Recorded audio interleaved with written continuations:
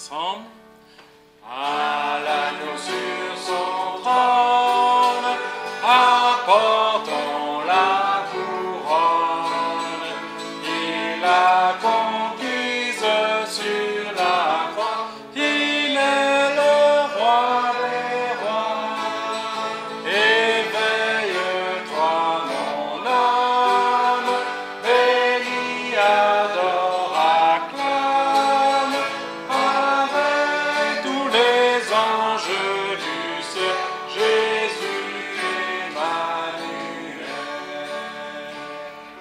À l'agneau sur son trône, l'encens et la couronne, car il est le Verbe incarné, d'une vierge il est né.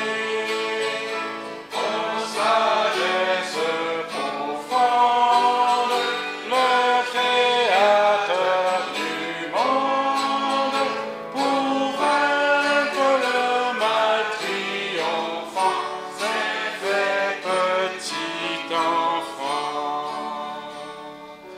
Il eut la croix pour trône, l'épine pour couronne, et le Père a glorifié son Fils crucifié. Ô prince de la vie, la mort est asservie. Hors de la tombe il est monté, puis est ressuscité. À l'agneau tous les trônes et toutes les couronnes, il est le maître souverain, dans son temps sa main, rendant l'honneur suprême à celui qui nous aime et qui revient victorieux pour nous ouvrir les cieux. Amen. Il reviendra victorieux pour nous ouvrir les cieux. Je vais prier pour ce moment. Oui Seigneur, mon Dieu, mon roi, Seigneur, tu nous rappelles encore en ce jour que nous sommes au meilleur endroit possible, Seigneur, dans ta maison. Nous n'avons pas oublié, Seigneur, tout ce que tu as fait pour nous. Tu nous as sauvés, Seigneur, tu nous as lavés de nos péchés, Seigneur, tu as pris toutes choses sur toi afin de nous ouvrir les portes du salut. Ton sang a coulé, tu as été battu, frappé, meurtri, on t'a craché au visage, Seigneur, et pour toutes ces choses et pour tout ce que tu as fait pour nous, nous voulons te dire merci. Merci, Seigneur, parce que tu es un Dieu miséricordieux, un Dieu qui nous aime, Seigneur, et qui par amour uniquement nous a recherchés là où nous étions, Seigneur, et nous a conduits dans ta maison. Tu nous as montré encore la porte du salut, et chacun de nous, Seigneur, ici présent, voulons l'apprendre, Seigneur, et continuer à poursuivre le chemin avec toi. Seigneur, je te prie pour ces instants que tu nous permets de passer dans ta maison, à entendre ta parole et à écouter, Seigneur, tout ce que tu as à nous dire. Seigneur, prions pour nos frères et sœurs qui ne sont pas là. Tu les vois là où ils sont. Tu les gardes, tu les protèges, Seigneur, et tu les protèges, Seigneur. Seigneur, je te demande aussi en ce matin de guérir les malades, Seigneur. Tu vois nos frères et sœurs de par le monde, tous ceux qui sont meurtris, Seigneur, tous ceux qui sont en difficulté, Seigneur, tu les vois là où ils sont. Et au travers des épreuves, Seigneur, tu nous as montré dans ta parole que tu étais là pour leur tenir la main. Alors garde-les, Seigneur, et permets à chacun, Seigneur, de voir ton salut. Je t'ai prié pour ta gloire, au nom de Jésus. Amen. Asseyez-vous, on va poursuivre.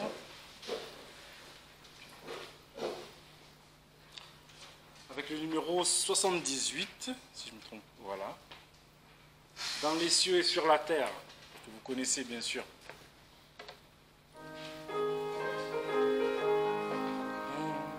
Ensemble. Dans les cieux et sur la terre, il n'est aucun nom plus doux, aucun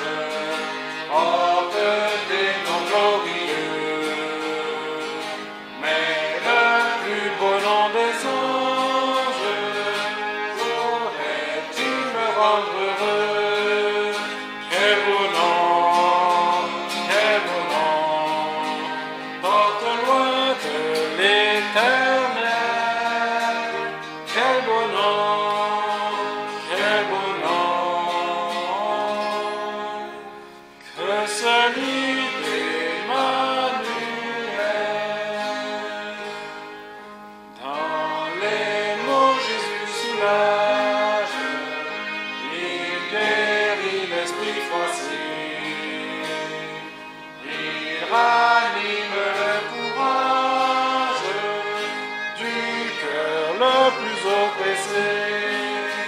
Quel beau nom, quel beau nom, porte loin de l'éternel. Quel beau nom, quel beau nom, que celui d'Emmanuel.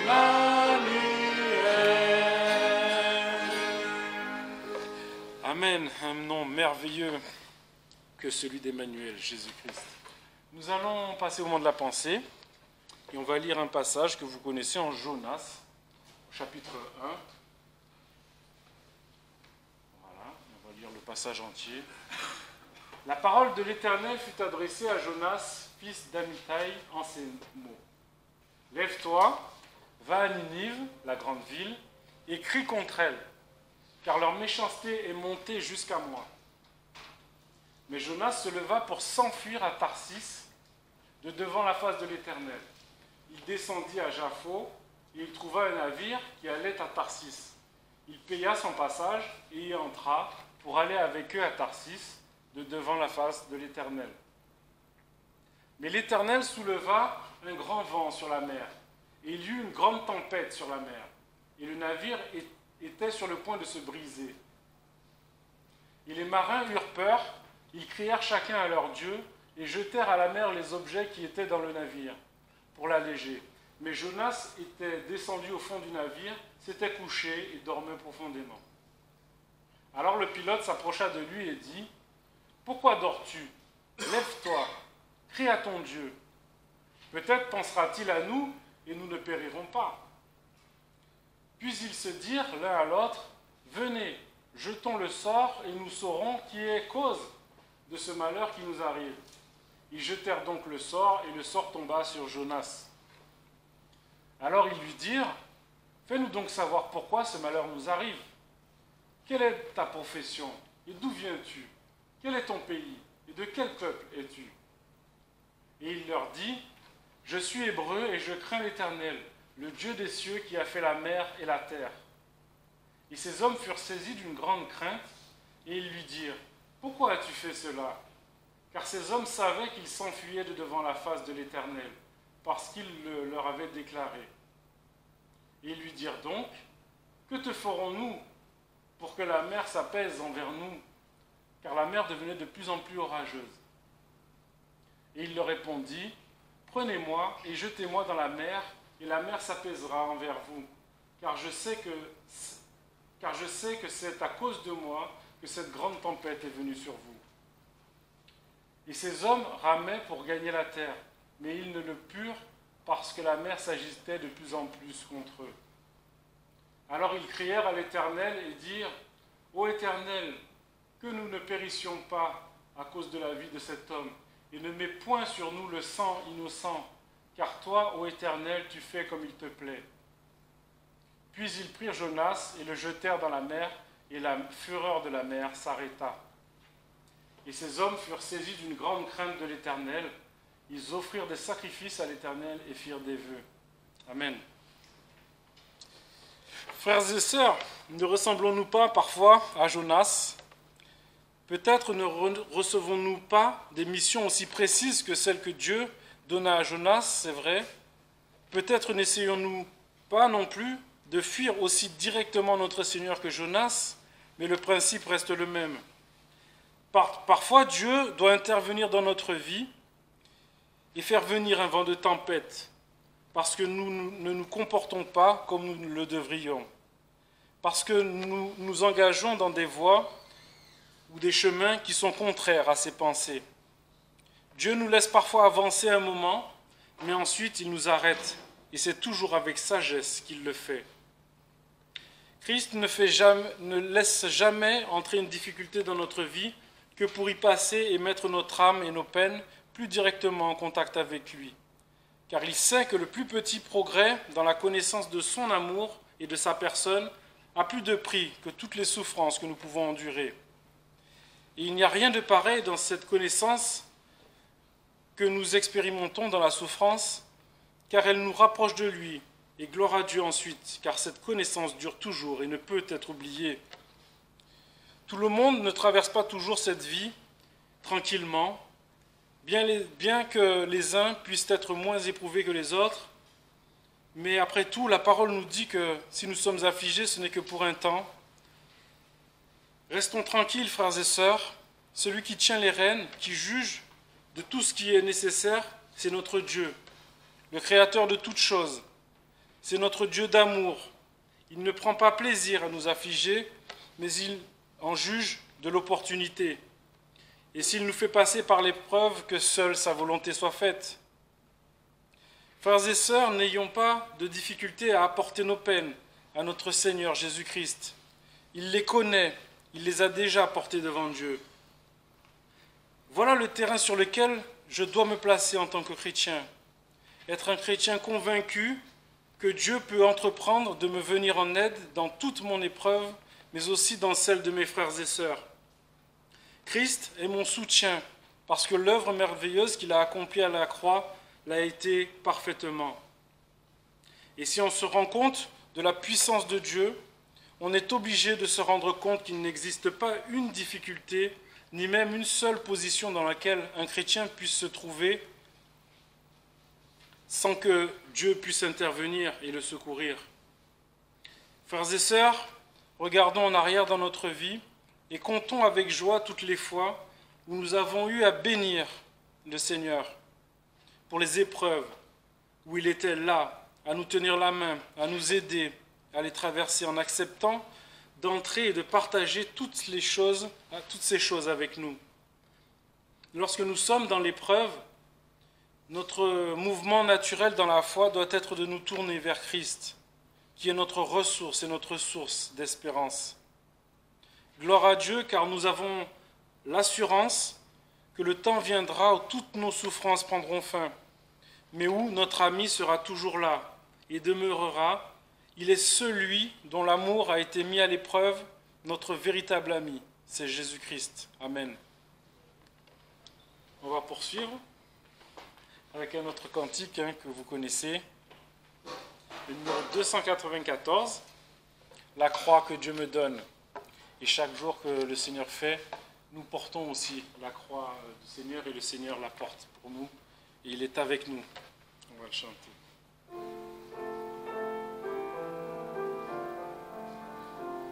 Ensemble. La croix que Dieu donne apportée ici-bas est jointe à la couronne qui ne se flétrit pas. Celui qui me l'impose se donne mon sauveur. Sur lui je me repose, il est mon défenseur. Le premier sublime, il a chargé la croix. Après lui puisqu'il m'aime, dois-je en craindre le droit? Jésus en qui j'espère et qui m'a pris sur lui, me le rendra légère.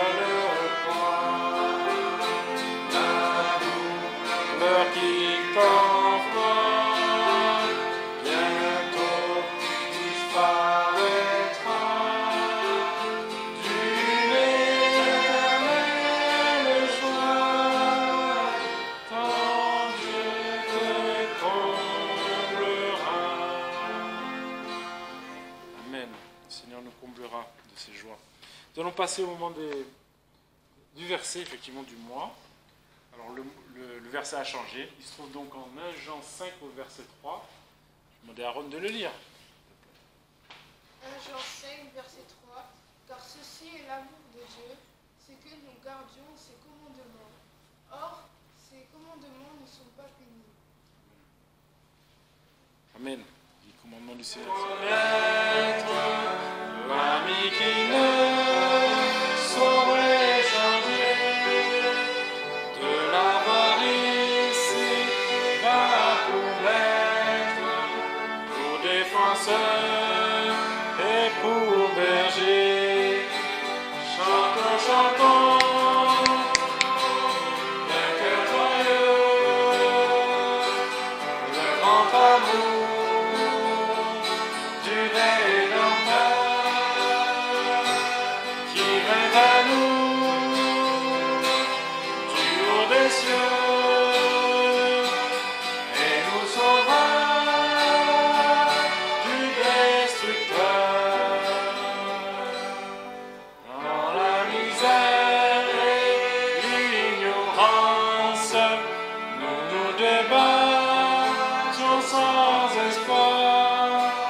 La mort au cœur, l'âme en souffrance, quand à nos yeux il se fit voir.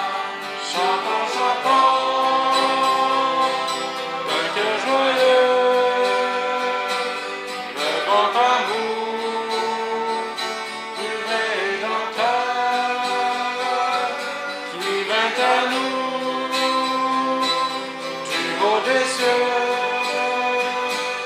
et nous sauva du destructeur.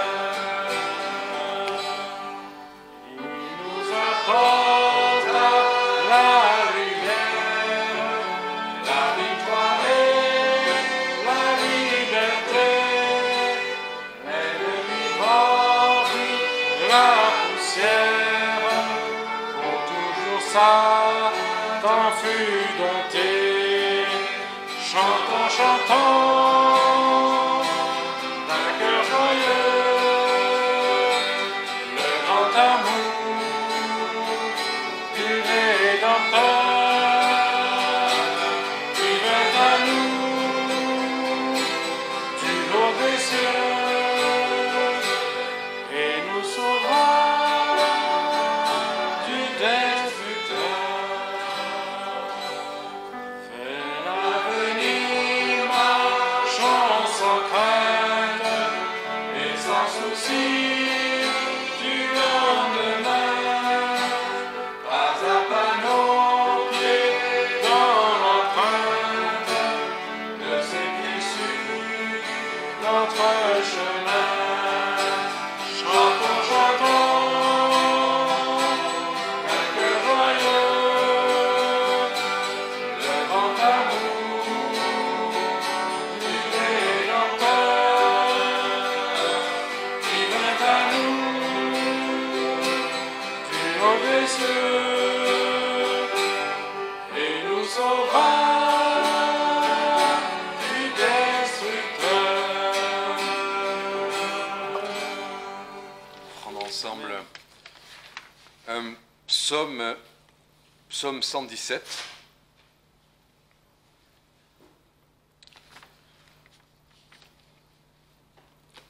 Alors, ce psaume en lui-même est assez surprenant.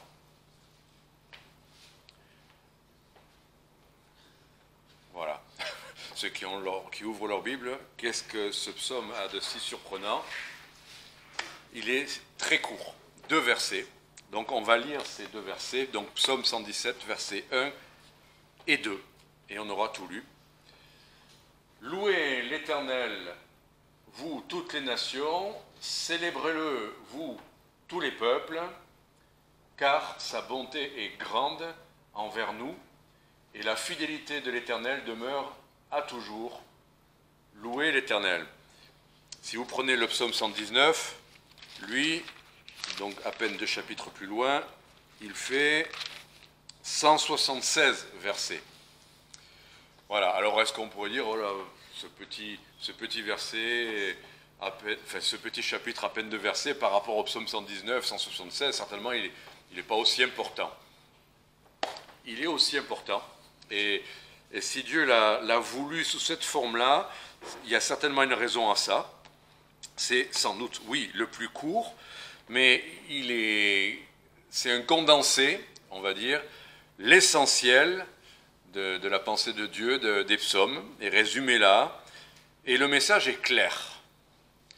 Alors, je suis sûr que si vous vouliez vous aussi faire un message à partir de ce psaume, ben, si vous dites, bon, j'ai 3 points à faire, quelque chose à dire dans ce psaume,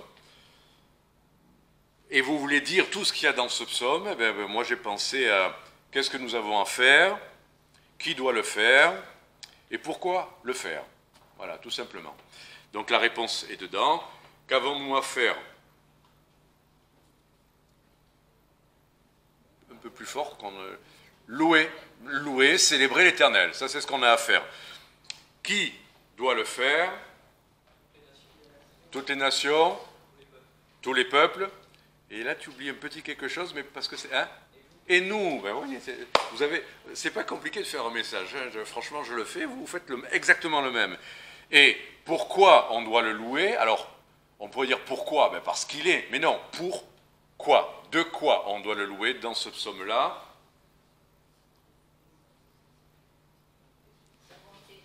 Sa bonté. Oui. Et l'autre partie? Et sa fidélité.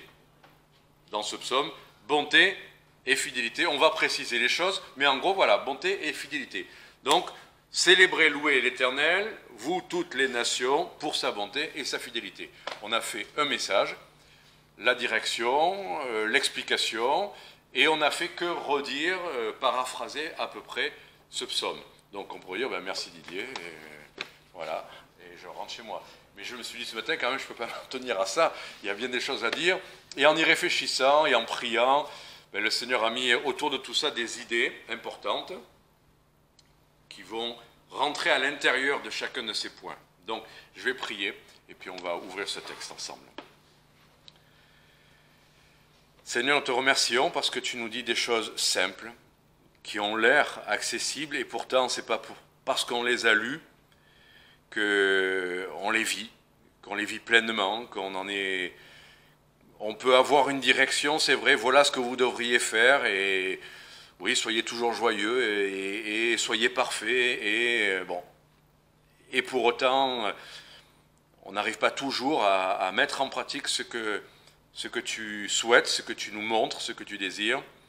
Seigneur, mais quand tu nous expliques les choses, qu'elles deviennent plus claires dans notre esprit, quand tu illustres, quand tu nourris nos âmes de chacune de tes pensées, eh bien, ça prend vie. C'est une nourriture pour nous, pour qu'on puisse le vivre. C'est peut-être une énergie, c'est ce qui nous anime ensuite. Alors, Seigneur, que ce message soit réel dans chacune de nos vies, en Jésus-Christ. Amen. Donc, louer et célébrer. Alors, j'ai prévenu nos 2 jeunes que j'allais commencer par une illustration de foot. Excusez-moi, c'est par vague. Là, on est en plein dedans. Mais je leur ai dit aussi que je suis à peu près sûr qu'ils ne peuvent pas imaginer celle-là d'illustration. Il y a un footballeur qu'on a interviewé récemment qui venait de gagner le Ballon d'Or, donc je ne dis pas qui il est, et il a parlé. Et qu'est-ce qu'il avait à dire? Il a dit je me suis battu pour ça, j'ai beaucoup travaillé pour ça, j'ai pas lâché prise pour ça. Enfin, et donc des commentateurs à la fin on dit, il dit je. Et il y a 2 jours, j'ai lu quelque chose là sur un autre joueur qui joue actuellement dans l'équipe de France. Bon, je peux le nommer, c'est pas grave, c'est Griezmann. J'aime bien sa personnalité actuellement parce que c'est quelqu'un qui a eu des moments où il se croyait au firmament du football et il est assez mal retombé. Mais actuellement, il dénote un esprit de service. Moi, c'est ça que j'aime bien actuellement chez certains joueurs. Un esprit de service à disposition de l'équipe. Il court, il tacle, il est partout sur le terrain, enfin bon. Et il est là pour servir les autres. Mais ce que je retiens de ce joueur, c'est qu'il a été interviewé il y a 1 ou 2 jours, alors que les journalistes le redécouvrent. On redécouvre que c'est un super joueur, parce que quand il était au fond, on était prêt à le jeter, il valait plus rien, c'était de la balayure. Et là maintenant, oh là là, on ne parle plus que de lui, on a l'impression qu'on redécouvre le meilleur joueur de l'équipe de France. Et lors de l'interview, au lieu de nous parler de « oui, je me suis beaucoup battu pour arriver là », il parlait de l'entraîneur de l'équipe de France. Et il était là en train de dire cet entraîneur m'a toujours fait confiance, depuis le début de ma carrière, il a toujours été à mes côtés, il a toujours cru en moi, il m'a toujours soutenu, il m'a toujours fait jouer, même quand ça n'allait pas. Et cet entraîneur, j'ai bien aimé la fin, il a dit, chaque fois que je rentre sur un terrain, c'est une belle phrase, chaque fois que je rentre sur un terrain, c'est un merci pour mon entraîneur. Chaque fois que je joue pour l'équipe de France, je joue pour remercier celui qui m'a fait confiance, qui m'a toujours soutenu, qui a cru en moi. Bon, je trouve que c'est une belle illustration de le faire, mais ce que j'aime aussi, c'est qu'il a dit, parce que personne ne le savait. Nous, quand on va jouer un joueur, il joue bien, il est bon, il n'est pas bon, mais quand ce qu'il animait, c'était ça, et qu'il l'a dit là, à la différence de l'autre joueur qui a dit « moi je me suis bagarré, moi j'ai fait ça », lui il dit « c'est mon entraîneur il a rendu, entre guillemets, gloire, enfin en quelque sorte, enfin, en tout cas il a rendu ce qu'il avait reçu de cet entraîneur, il le fait sur le terrain, c'est bien, mais il le fait aussi en parole, et là, bon j'espère qu'il va bien jouer jusqu'à la fin, parce qu'après on va oublier ce qu'il a dit sinon. Mais peu importe, en tout cas il l'a dit, et j'aime ça, j'aime cette idée de rendre gloire à un autre plutôt qu'à soi-même. Alors des fois il y a des formules de politesse, de dire oui, le principal c'est l'équipe, enfin tous les footballeurs disent ça parce qu'il faut le dire, mais quand même j'étais très bon, enfin bon. Mais lui non, il a vraiment tout rendu, il a rendu toute la gloire à l'entraîneur. J'apprécie ça. C'est une illustration, on va oublier le football maintenant, mais tout ça pour dire, maintenant on transpose ça au Seigneur. On n'est pas là pour faire l'apologie de ce que nous avons fait cette semaine, de ce qu'il a fait, enfin, c'est ce qui compte, c'est ce qu'il est et c'est ce qu'il a fait. Et c'est ça, louer, célébrer. Les chrétiens qui se réunissent, c'est pas pour dire j'ai tenu ferme ou j'étais... On dit à la fois nos difficultés et puis quand on voit Dieu faire quelque chose de beau, on le dit. C'est ça, rendre gloire, c'est ça, louer. Louer le Seigneur, c'est... Dans ce psaume, il y a un car quelque chose. Et on veut, bien sûr, on peut louer le Seigneur parce qu'il est digne d'être loué, il est Dieu, il est le Créateur, il est tout-puissant, il est Dieu, on peut tous se prosterner parce qu'il est Dieu, et il faut le faire. Mais c'est important aussi de le louer pour des choses qu'il fait pour nous dans notre quotidien, c'est important, on va le voir après.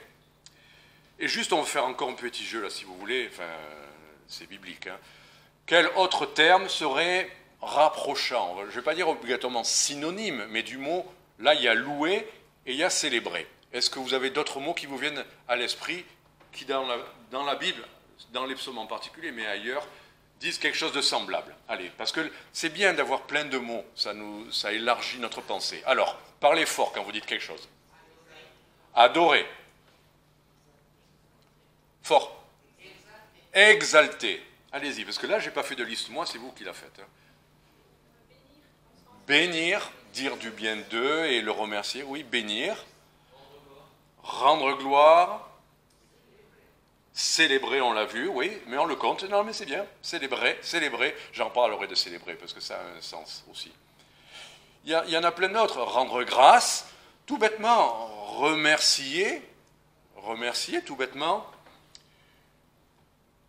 encenser, moi je pense, il n'est pas dans la Bible, mais j'aime bien, encenser, c'est-à-dire, ben c'est beau comme expression, faire monter un encens, c'est dans le tabernacle, on fait monter un encens vers Dieu, on encense quelqu'un, c'est-à-dire, cette personne, on fait bonne réputation en encensant une personne. On peut calomnier quelqu'un, dire du mal, et vous cassez sa réputation, ou vous encensez quelqu'un. Et justement, Didier Deschamps, l'entraîneur, il était plutôt sujet à moquerie. Voilà, on a plutôt envie de notre entraîneur qui vient. Oui, on a gagné avec lui, mais il n'a pas une personnalité brillante, attachante. Il y a même des humoristes qui le refont. Jamais un mot au-dessus de l'autre, il ne s'énerve pas, il a un débit. Il n'est pas du tout charismatique, mais alors ni physiquement, ni dans son mode d'expression. Mais c'est bien que Griezmann ait dit ça, parce que d'un coup, la réputation, l'aura de Didier Deschamps change. On n'a pas envie de s'en débarrasser à la fin de la Coupe du Monde tout de suite, parce que peut-être que c'est quelqu'un finalement, et on le voit autrement, c'est ça, encenser, mettre un parfum autour de cette personne pour que les gens le voient autrement. Si nous ne pouvons pas louer, célébrer, rendre gloire, rendre grâce, adorer, magnifier, encenser notre Seigneur pour que les gens le voient, les gens ne verront rien. Ils n'auront qu'une mauvaise impression d'eux. On a eu une discussion avec des personnes qui se sont mis à lire la Bible. Enfin, on me disait que des personnes se sont mis à lire la Bible. Bon. Mais finalement, ils avaient un problème avec Jésus.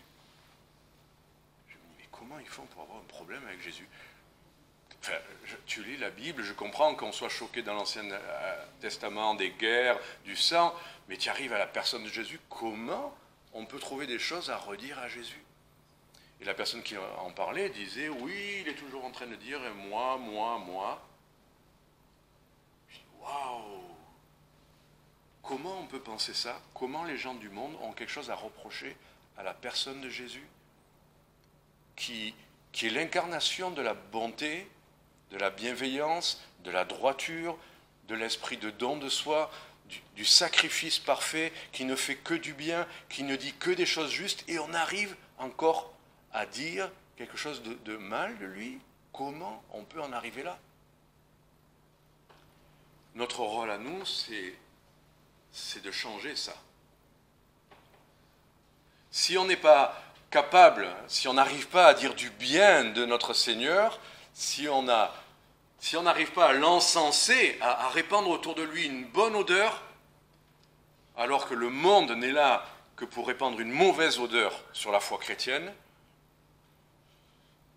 on a un souci. Il faut qu'on ait de quoi louer, que nous, on répande le bon parfum. Et c'est ça que le Seigneur attend de nous, qu'on le loue, qu'on le célèbre, oui, dans l'Église, mais aussi devant les hommes qui nous entourent. La célébration. Allez, là, c'était pas prévu, mais maintenant, le mot célébration, c'est pour dire, on a marqué un but pour soi, et on va faire des gesticulations, chacun le sien trouve sa gesticulation, et on va devant la caméra pour faire ça, parce qu'on célèbre quoi? Sa propre gloire et son propre but, quoi. Je me dis, mais ils n'ont pas honte. Peu importe. Et il y en a qui font les pingouins aussi, malheureusement, le même que j'aime bien. Bon. Mais quand même, on voit que dans le mot célébrer, il y a du cœur. Enfin, dans le sens, c'est quand même un débordement d'émotions, la célébration. Est-ce qu'on merci Dieu de ci et de là, ou est-ce qu'on le célèbre, quoi? Célébrer quelqu'un, c'est de l'abondance du cœur qu'on célèbre.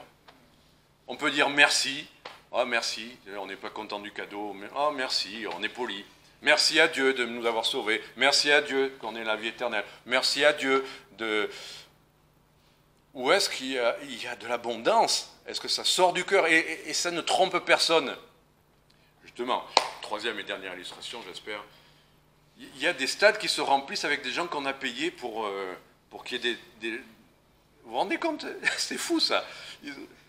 On paye des gens pour qu'ils viennent regarder les matchs et pour qu'ils soient de ceux qui vont devant les caméras faire des gestes.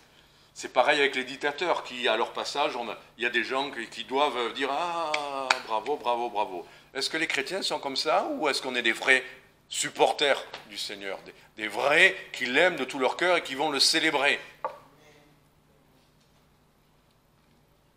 Est-ce que c'est un débordement ou c'est une obligation que de louer le Seigneur? Ah, oh mince, c'est le moment de l'action de grâce. Qu'est-ce que j'ai à dire? Qu'est-ce que j'ai à dire? Ou on n'a qu'à dire, c'est le moment de... Oh, moi. Attends, laisse les autres aussi. Enfin, est-ce qu'on est conscient? En fait, c'est pas compliqué d'avoir envie de dire merci, de rendre gloire, de rendre grâce, de célébrer. C'est pas compliqué. Si le cœur déborde, ça sort. Hein. On n'a qu'à appuyer et puis ça sort. Si le cœur déborde. Mais le cœur déborde s'il est plein. Et s'il est plein, il est plein comment? On le remplit comment alors qu'on a des cœurs naturellement ingrats, oublieux, jamais contents, murmurants? Comment on peut mettre quelque chose qui va déborder de bon à dire de Dieu? Ben, il faut lire la Bible pour que ça nous remplisse, qu'on soit un peu mieux conscient de ce que Dieu nous donne. Quelqu'un disait, c'est bien d'avoir les yeux ouverts aussi sur ce que le Seigneur fait sur nos vies. Là, justement, ce psaume 117, il est 2 versets. Mais quand je me disais, mais qu'est-ce que tu veux raconter là-dessus, Didier? Vous imaginez un peu? Vous avez fait le message à ma place. Qu'est-ce que tu veux raconter, Didier? Alors j'ai regardé autour, et puis, tiens, j'ai dit, mais ça explique un peu le psaume 117. Ça illustre le psaume 117. Louer et célébrer, c'est répondre à ses bienfaits. Répondre à ses bienfaits. Il y a quelque chose qui sort quand on est conscient des bienfaits et qu'on veut y répondre. Psaume 118, verset 28. Tu es mon Dieu, je te célébrerai, mon Dieu, je t'exalterai. Quel privilège nous avons d'avoir un Dieu dont on peut dire c'est mon Dieu. C'est pas le Dieu là-haut, inaccessible, c'est mon Dieu. Je peux l'exalter parce que je suis à lui et il est à moi. C'est la relation qu'il a voulu établir entre nous. Psaume 116, là plutôt avant, à partir du verset, bon il y aurait plusieurs, mais à partir du verset 12, « Que rendrai-je à l'Éternel? Tous ses bienfaits sont sur moi. » On réfléchit à dire, mais c'est pas, qu'est-ce qu'il a fait pour moi? Ça c'est les incroyants. Qu'est-ce qu'il a fait de bien pour moi, Dieu? Mais regarde un peu ce que tu manges chaque matin, ça vient de lui. Si tu manges quelque chose de bon, c'est lui qui l'a inventé. Ne viens pas donner des leçons à Dieu sur l'écologie. Tout ce qu'il y a de bon sur la terre vient de lui. Tous ses bienfaits. Quand tu as froid, que le soleil te réchauffe les épaules. Quand tu as trop chaud et qu'il y a un vent d'air frais. Quand il y a des arbres en plein été qui t'abritent et qui te protègent de la chaleur et qui dégagent même de l'humidité pour te rafraîchir. C'est ça que font les arbres. Tous ces bienfaits, quels bienfaits? Mais regarde, écoute le bruit d'un ruisseau, regarde les oiseaux dans le ciel, regarde les nuages, regarde le coucher du soleil, un spectacle continuel. Il y a quelqu'un qui apprécie les couchers de soleil, et les levées de soleil aussi. Mais gloire à Dieu! Être conscient de tous ces bienfaits. Tous ces bienfaits sont sur moi. Voilà ce que le psalmiste dit. Et après, très concrètement, verset 13, je prendrai, voilà, que rendrai-je? Qu'est-ce que je vais rendre à Dieu? Mais ce qu'on a dit, rendre gloire, rendre grâce. On va lui rendre tout ce qu'il nous a donné. On ne va pas dire qu'est-ce que tu m'as donné. Que rendrai-je à l'Éternel? Tous ses bienfaits sont sur moi. Je prendrai la coupe des délivrances et j'invoquerai le nom de l'Éternel. Je rendrai mes vœux à l'Éternel en présence de tout son peuple. Célébrer Dieu, c'est le faire devant tous les frères et sœurs, de dire Dieu a fait ça pour moi. La coupe des délivrances. Sans arrêt dans les psaumes, il y a des délivrances. Vous savez, des fois on se demande mais pourquoi Seigneur il m'arrive ce problème-là? Et pourquoi il m'arrive ça? Et pourquoi il m'arrive ça? Parce que si tu sais ce qu'il faut faire, tu vas au Seigneur et le Seigneur va faire quelque chose. Et après tu pourras répandre une coupe de délivrance, parler de ce que le Seigneur a fait pour toi, tu pourras en parler de cette délivrance. Ne nous plaignons pas quand arrive l'épreuve, ça va être l'occasion au Seigneur d'intervenir pour qu'on le glorifie. Voilà, c'est un des sens de l'épreuve. Regardez, si on va un tout petit peu au verset 17, « Je t'offrirai le sacrifice d'action de grâce et j'invoquerai le nom de l'Éternel, je rendrai mes vœux à l'Éternel en présence de tout son peuple. » On va parler après de ce qui va nous animer, la coupe de délivrance. Mais donc on a vu louer, voilà ce que c'est. Qui doit louer? En premier, nous. Pourtant, il y a écrit d'autres avant nous, mais nous, on est conscients de ça. Sa bonté est grande envers nous. Est-ce que Dieu est bon envers tout le monde? Oui, la pluie vient de lui, le soleil vient de lui, la terre vient de lui. Dieu est bon avec tout le monde. Mais on dit, ah oui, mais la maladie, ah oui, mais la souffrance. Ce qui est à l'origine de tout ce qui est bon, c'est lui, c'est le péché qui a tout tordu après. Mais quoi qu'il en soit, nous, au moins on en est conscient.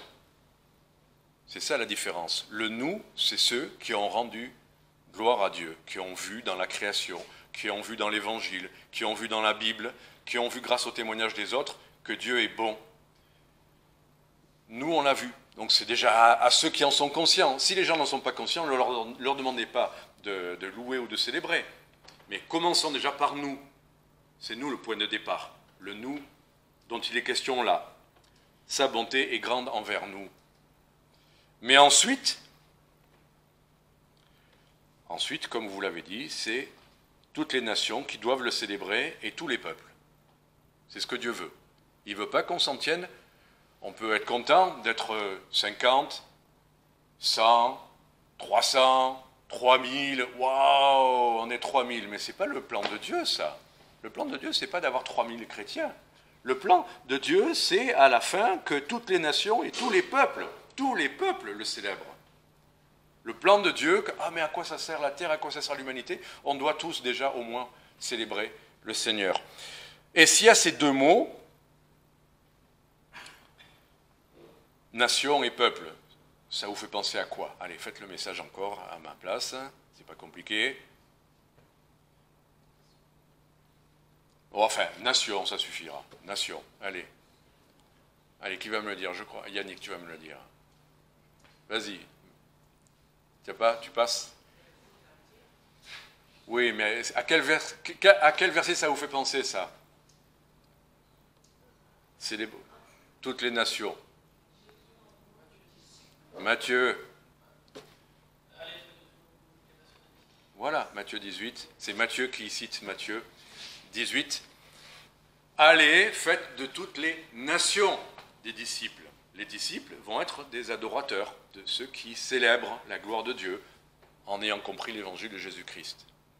Mais le plan de Dieu, même en nous sauvant, il s'est fait un peuple purifié, zélé, pour des bonnes œuvres, mais aussi pour le célébrer, pour l'adorer.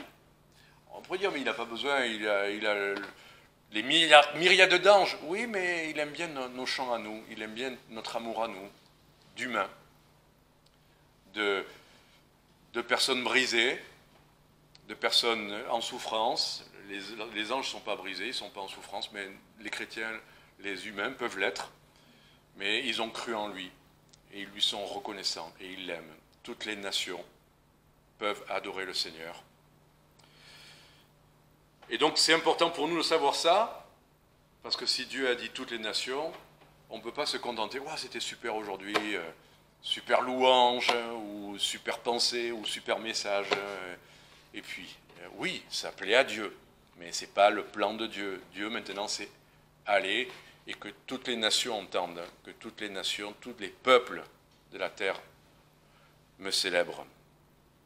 Il y a cet exemple en Israël, quand il y avait eu une famine, vous savez, et puis une ville était dans la famine parce qu'ils étaient enfermés, il y avait les ennemis à l'extérieur. Et puis Dieu a chassé les ennemis, et les autres étaient encore à l'intérieur enfermés. Et ils ne savaient pas. Et alors ils étaient toujours en train de mourir de faim. Et puis il y a des lépreux à l'extérieur qui ont dit, nous, on va y aller. Non, ils étaient à l'intérieur, ils sont allés à l'extérieur, voilà, c'est ça. Ils étaient à l'intérieur, et puis ils ont dit, on va sortir, on va essayer de trouver à manger chez nos ennemis. Ils arrivent, et il n'y a plus d'ennemis. Et alors, bien sûr, ils en profitent, ils mangent, ils prennent, et à un moment donné, mais est-ce qu'on peut en profiter que pour nous? Il n'y a que nous qui allons jouir de ça. Est-ce qu'on peut laisser la ville dans l'ignorance qu'ils ont été délivrés? Les gens ne voient pas que Christ est mort pour leurs péchés. J'en ai discuté avec quelqu'un hier justement, sujet aux angoisses, à la peur de la mort, peur de ce qui va se passer sur terre. Et nous, on est en train de l'abondance, on est sauvés, on n'a pas à s'inquiéter, le Seigneur prend soin de nous, ses bontés nous entourent. Et eux, ils ne le savent pas, tant pis. Les lépreux ont dit, mais on ne peut pas rester comme ça. On va le dire à tout le monde. Tout le monde peut en profiter, il y en a assez pour tout le monde. Donc voilà pourquoi nous, bénéficiaires et conscients qu'on peut louer le Seigneur parce qu'il est bon, Comme eux, on ne peut pas le garder que pour nous. On doit aller jusqu'aux extrémités de la terre. On doit annoncer et toucher toutes les nations et tous les peuples. Tout le monde ne part pas, mais on peut soutenir les missions. On peut être missionnaire nous-mêmes à Marseille, à Paris, à New York. Vous avez toutes les nations et tous les peuples qui sont représentés. À Marseille, vous pouvez toucher, pas que les Malgaches en l'occurrence, comme le citait notre sœur, on peut toucher toutes les nations, toutes les ethnies, les étudiants. Les étudiants, vous avez des gens de tous les pays qui viennent étudier en France. Non, dans les résidences universitaires, vous n'avez pas des gens de tous les pays, de tous les continents. On a eu ici des Mexicains, on a nos frères togolais, on a toute la terre qui est représentée en résidence universitaire.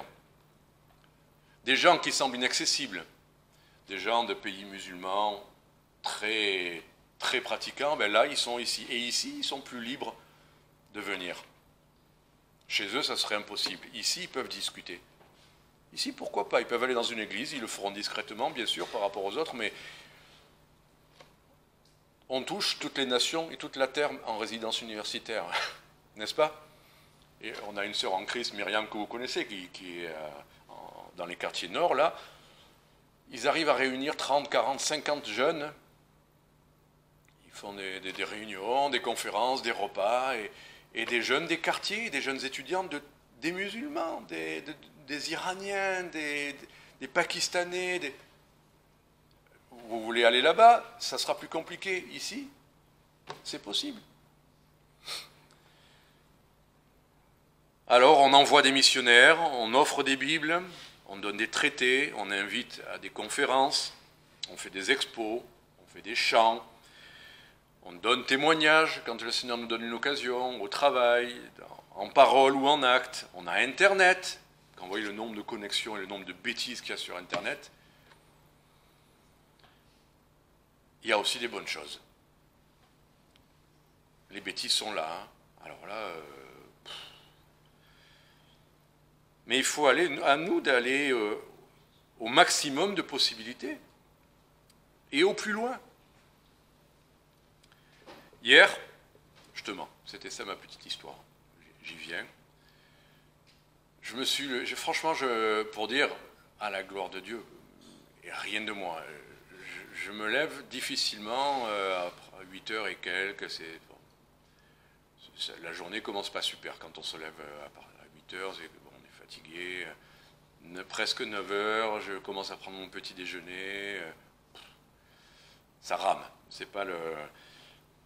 Et je reçois un coup de fil d'un copain, Simon. Je vous en ai déjà parlé peut-être de ce Simon. Et je l'avais appelé l'autre jour quand j'étais en super forme. Et il ne m'avait pas répondu. Mais j'ai laissé un message sur son répondeur. Je dis, ah Simon, comment ça va? Et tout ça. Et puis je laisse tout ça. Et il me rappelle hier soir, il me dit, je vais boire un café à Sébastopol, tu veux pas venir boire avec moi? Alors je me dis, je ne suis pas en super forme, qu'est-ce que Et puis je dis, Seigneur, ben oui, je vais boire un café avec toi. Il me dit, et puis il y aura aussi Yann. Yann, il était venu plusieurs fois ici. C'était ce Canadien qui fait de la musique, qui était venu, qui était croyant un peu à sa manière, un peu trop à sa manière, mais bon. Et on ne s'était plus revus. Il n'était plus venu, et puis il me dit, il y aura Yann. J'ai dit, bon, d'accord. En fait, la matinée a été incroyable. D'abord, on a parlé tous les trois, comme on a rarement parlé de choses d'une profondeur, et à partir de la musique, à partir de plein de choses, mais on a parlé vraiment du Seigneur, et librement, et en 1 heure de temps, j'ai rencontré 8 personnes de notre connaissance, des gens que vous connaissez, je vous en ai déjà parlé, la voisine, la maman de mon copain, qui devait venir pour Noël, mais j'arrivais pas à lui donner une invitation. Ben, elle était là, j'ai pu lui donner une invitation. On a revu nos 2 amis du quartier, enfin je vais pas dire leur nom parce qu'ils écoutent les messages après sur Internet, mais ils se reconnaîtront. Enfin, les uns après les autres, vraiment les uns après les autres, on se croisait et on parlait, et 8 personnes. Moi, je vais boire un café, ça devait durer 10 minutes. À la fin, mon copain, il me dit, tu devais rester 10 minutes, et puis ça a duré des heures. Hein. Enfin, qu'est-ce qu'on peut dire de ça? Gloire à Dieu, quoi. Dieu veut vraiment qu'on annonce l'évangile, c'est ça, son plan. S'il envoie des témoins de Jéhovah frapper à votre porte, discutez avec eux, des fois ça va tourner en rond, mais annoncez l'évangile. Allez-y, répétez. Il y a des témoins de Jéhovah plein qui se sont convertis et qui ont connu le Seigneur, plein. C'est Schindler, c'est une histoire vraie, il y a un film qui a été fait avec ça, mais Schindler, la liste de Schindler, donc ce film connu de Spielberg, à la fin de sa vie, quand il a réalisé l'horreur qu'il avait employé des Juifs dans ses usines pour s'enrichir, à la fin de sa vie, quand il a compris que les Juifs qui étaient là allaient partir dans les camps de concentration, il a passé un pacte avec le pire des nazis du coin, celui qui envoyait tout le monde, qui les tuait comme il respirait. Il a passé un pacte avec lui, il a racheté littéralement avec son argent, avec ses richesses, il a racheté des noms, c'est ça la liste de Schindler, il a racheté de ces Juifs. Il demandait la liste de ceux qui partaient dans les wagons, dans les camps, et il donnait de l'argent, le nazi empochait, mais il laissait Schindler arracher cette personne-là à sa destination. Et donc il donnait, et tout ce qu'il avait gagné pendant la guerre, justement, qu'il avait accumulé, et plus encore, il donnait. À la fin, on voit cette scène où même il est habité par cette mission de les sauver. Il sait, mon argent, je peux le donner pour que quelqu'un soit sauvé, échappe au camp de concentration. Alors il donnait, et à la fin, il n'a plus rien à donner, il a une bague, il dit, et ça, il a sauvé encore une âme avec une bague. C'est une histoire vraie, ça, la liste de Schindler. Comment nous voyons les gens autour de nous? Et je me suis dit, Didier, est-ce que le samedi matin, tu ne pourrais pas faire un stand au marché quand tu vois le monde qu'il y a là? Alors, on le sait, il y a le marché de la Belle de Mai, il y a le marché... Mais là, à côté de chez toi, tous les gens que tu connais, ils passent, ils repassent. C'est ton quartier. Je ne sais pas si le Seigneur le veut vraiment, mais en tout cas, pourquoi aller partir à l'autre bout de la terre alors que Dieu peut faire la même chose dans son propre quartier? C'est plus facile parfois d'aller à l'autre bout de la terre que de le faire dans son quartier, parce que dans son quartier, les gens nous connaissent. Allez, je termine. Qui doit le louer? C'est nous, et tous les peuples et toutes les nations ont besoin qu'on transmette ce qu'on a à transmettre, parce que sa bonté et parce que sa fidélité. Dans les discussions que j'ai eues avec mes amis, à un moment donné, on a parlé de Mozart, parce qu'en préparant ce qu'on va faire avec Jean-Paul pour la vidéo, je cherche des musiques qui vont illustrer les versets. Et je suis allé voir des choses de Mozart, et on a parlé de ça, et on en est venu à parler de... Je leur ai dit oui, parce que le verset que je vais illustrer, au début, ça m'est venu comme ça de leur partager. Au début, ça dit que dans les ténèbres et dans l'angoisse, c'est Ésaïe, des ténèbres et de l'angoisse. Et là, mon ami me dit, mais c'est étonnant que tu me parles d'angoisse, parce qu'en ce moment, je réfléchis beaucoup sur l'angoisse, le pourquoi de l'angoisse, etc., etc. Et il y a récemment aussi, j'avais fait attention à un verset dans Romains qui dit « Tribulation et angoisse pour tout homme qui fait le mal ». Il me disait l'angoisse de la mort, l'angoisse de l'incertitude, l'angoisse du manqué. Bon, ok. Mais je dis, bon, la Bible elle dit aussi qu'on est angoissé parce qu'on a, en quelque sorte, mauvaise conscience. On est travaillé par notre culpabilité. La Bible le dit. Une des raisons de l'angoisse, c'est notre mauvaise conscience. Et vous voyez, bon, ça commence avec Mozart, on parle musique, et puis peu importe. Mais on a une réponse. Nous, on sait que Dieu est bon. On peut passer par des moments, tout à l'heure quand on disait « réjouissez-vous toujours ». Je veux pas, c'est le mot, toujours. Mais c'est aussi un mot qui veut dire en toutes circonstances, quoi.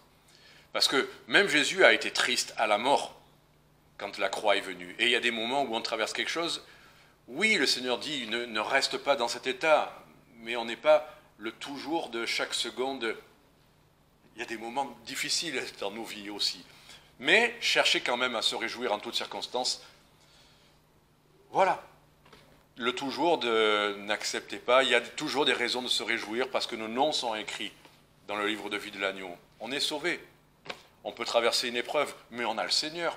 On peut avoir une difficulté, mais on a un recours. On peut venir à lui. Justement, dans le psaume 118, ça dit, verset 8, « Mieux vaut se retirer vers l'Éternel que de s'assurer en l'homme. Mieux vaut se retirer vers l'Éternel que de s'appuyer sur les grands. » On a ce moyen, nous, en toutes circonstances, de pouvoir nous... On ne sait pas quoi faire, on ne voit pas de solution. On peut se retirer vers l'Éternel. On a quelqu'un à qui faire appel et quelqu'un qui peut tout. C'est ça, c'est pas extraordinaire, ça? Moi, personnellement, je trouve ça merveilleux. Quelque chose à faire en toutes circonstances, même pour ce qui nous est accessible, ni inaccessible, inespéré. Voilà, donc il y a plusieurs versets là-dedans qui parlent de la bonté. C'est une grande bonté que Dieu a, grande bonté. Et puis sa fidélité à notre égard, là, ça dit, elle demeure à toujours. La fidélité dans le mariage qui serait presque toujours, ça s'appellerait comment? De l'infidélité. Dieu n'a pas d'écart, de saute d'humeur. Dieu ne varie pas dans sa fidélité. Il n'y a pas d'ombre de variation. Il est fidèle. Toujours. Là, il y a un toujours dans lequel on peut... Parce que ce n'est pas nous, c'est lui. Il est toujours là, si on a besoin de lui. Il est toujours plein de bonté. Des fois, on dit, ah, Seigneur, oui, mais j'ai fait ça, oui, mais il y a ça. Et... Ben, le Seigneur dit, viens à moi. Moi, je suis bon. Moi, je suis... Si... Allez, on va terminer avec ça, mais si Griezmann peut dire à la face du monde que Didier Deschamps l'a jamais laissé tomber, nous, on ne peut pas dire que Dieu est toujours là pour nous, qui nous a toujours soutenus, qui nous a toujours répondu. Moi, je crois que oui. Je n'ai pas toujours tout compris, mais il est fidèle, parce que son amour est invariable, inconditionnel, parce que ses promesses, ce n'est pas un homme pour mentir, ce qu'il a promis, il le fera, et parce que il n'y a pas d'ombre en lui, il n'y a pas de variation en lui. Il ne va pas changer d'avis du jour au lendemain, dire tiens, aujourd'hui tu ne vaux rien, je te mets à l'écart. Oh ben non, tiens, finalement je change d'avis. Non. Son appel est irrévocable, sa fidélité, pour toujours. Et en Christ, à plus forte raison, tout est oui et amen. C'est ça qu'il nous faut croire et célébrer. Pas une fidélité, oui, non, pour toujours. Que le Seigneur vous bénisse.